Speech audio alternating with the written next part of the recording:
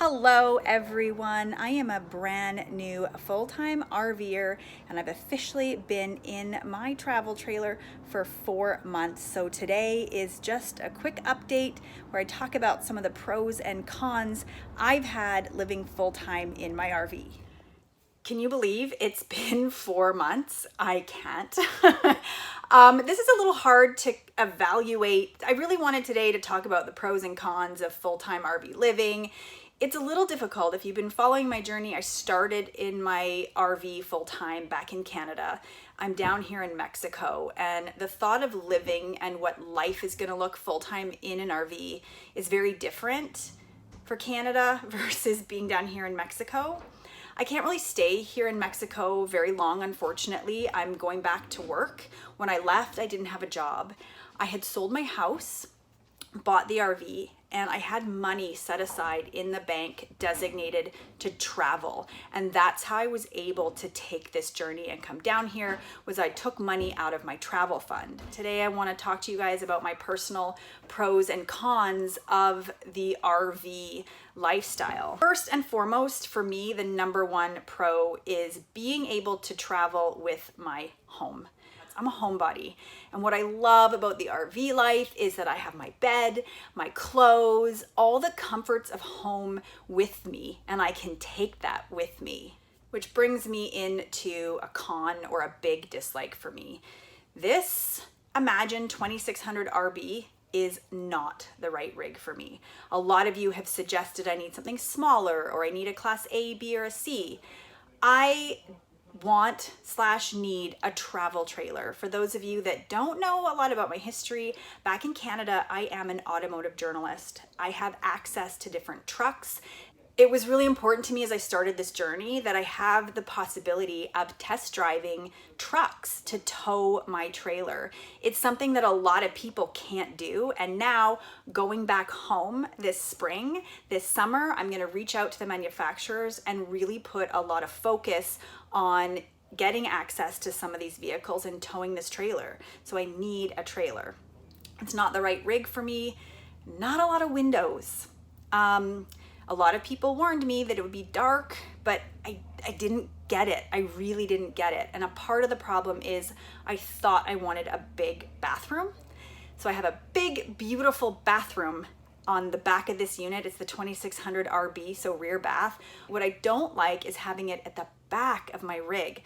I was really opposed to the walk-through style bathrooms, or like the mid unit bathrooms, but I would gladly give that bathroom up because I don't have windows.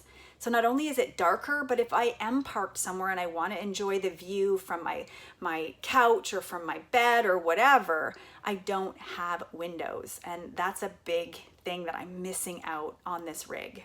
Another big pro, I get away from that cookie cutter life that everybody else is living. I get away from the traffic, the congestion, the stress, the keeping up with the Joneses kind of thing. And this is probably the biggest pro, because that's, I think, why I was so miserable back home, was just living that life, that American dream that everybody else says you're supposed to live, says we're supposed to do, and I wasn't happy, and the RV lifestyle gets me away from that. Another big pro is the community.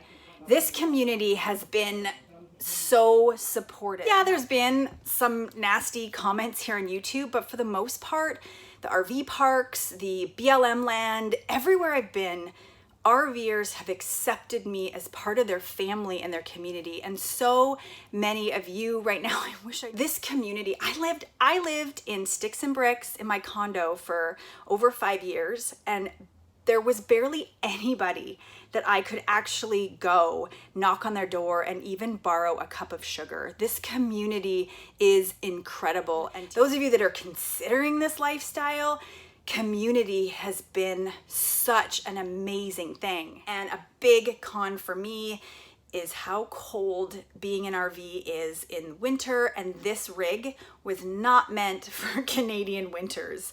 Most of you seem to have seen my lovely video where I was crying because it was cold and I was miserable, and I just assumed that my propane heat would be enough to keep it warm.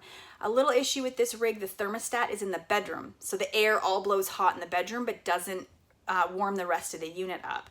When I was freezing and uncomfortable, I did go buy myself a little electric heater. But if I can't figure out how to make the RV lifestyle work and do some traveling down south, being in this RV in the winter is going to be, in a Canadian winter, is a huge con. If I could legally work in the United States, I would love to do work amping or join the Amazon camper force, but I can't legally work in the States. And a lot of people have said, oh, don't worry about it, just get paid cash under the table, etc., etc. If you get caught doing that, you can be banned from the United States forever. And maybe not forever, but you can get banned from traveling to the US, and I don't want to take that risk. A big pro is being able to be in nature, which I love, but also be comfortable. Like I said, I get to take my home with me. I love camping, but I always hated the shitting in the woods and sleeping on the ground. So having an RV and being in an RV really does give me that balance of nature and comfort all in one. Con: this is a lot of work. It is a lot more work than I anticipated.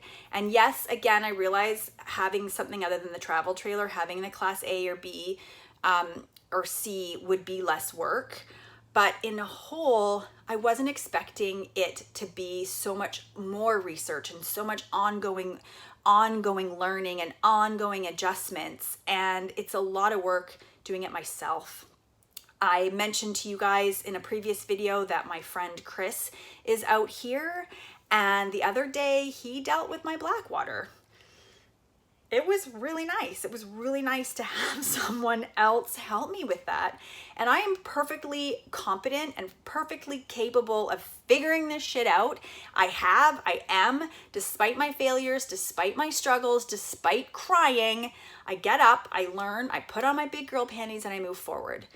Anyone thinking of living full-time in an RV, I'm going to say this. You don't know what you don't know you don't know.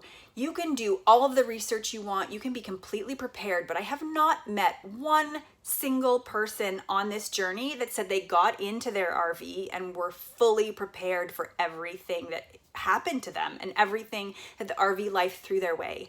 People have been giving me a really hard time about not doing my research, but I didn't know what I didn't know, so I didn't know I had to research certain things. Unfortunately, the only way to figure it out is to get into the RV and do it. And that's what I did.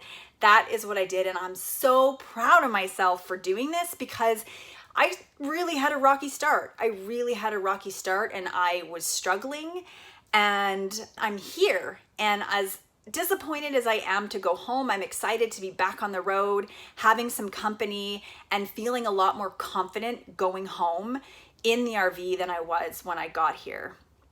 I don't know what I'm gonna do, but I'm not ready to throw the towel in yet. I committed to 12 months. I committed to doing this for a full year. And despite my tears, you guys, and despite my breakdowns, and despite me being emotional, my story, my journey, and how I want to inspire you is that you gotta try. You gotta take the first step, and you're never gonna know if you like something if you don't do it. And I've said this to a couple of you, but it took me 30 years to figure out that I wasn't happy in my life. 4 or 5 months in an RV isn't going to be enough time for me to realize if this really is what I want in my life. So I'm sticking with it. I've got a lot more to do for research and learning and soul searching, but I'm not ready to throw the towel in just yet.